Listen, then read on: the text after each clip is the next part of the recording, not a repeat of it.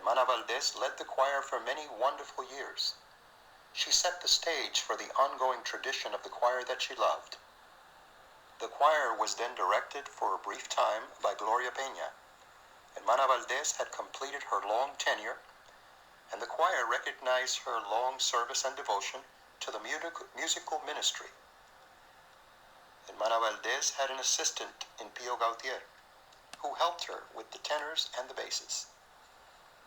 The choir Ecos de Vida of the 1950s sang with deep fervor and reflected their devoted lives in song.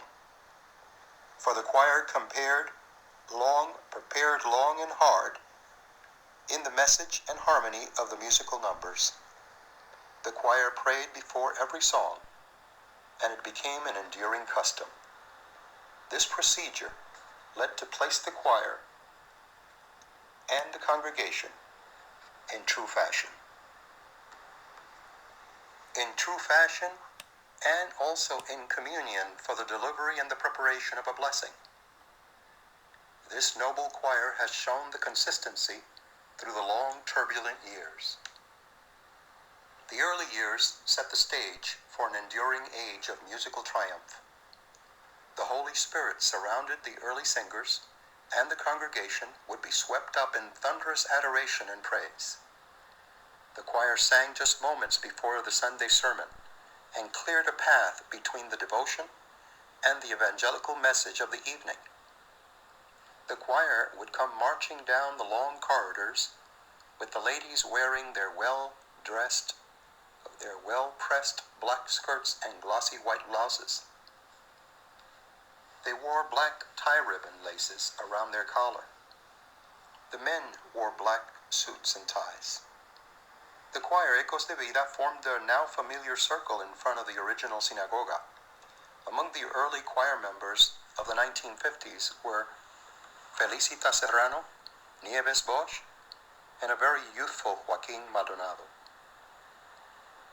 There was a young man that was preparing himself in the academic and the musical world. He was quickly becoming involved in the church, and he was destined to direct the choir. In the early 1960s, Raul Gonzalez led the choir to new heights, and God blessed the musical ministry with a string of triumphant deliveries, for they were surrounded by the Spirit of the Lord. The majestic echoes reverberated throughout the large new temple on 125th Street each Sunday evening. The tall man came up to the piano and directed the choir to stand. The familiar scene was spectacular, and certain children would recall the choir moving and resembling a long, winding train as they positioned on the platform overlooking the congregation. It was now the early 1960s. The choir, Ecos de Vida, was now singing the introduction to the radio program of the church, the Pentecostal Hour, on WBNX in New York City. Estad por Cristo firme. Stand up for Jesus, declared the choir in powerful delivery. God was truly blessing this choir, and many new selections were being added to their growing repertoire. Raul began to coach the voices with weekly intensity. The late choir master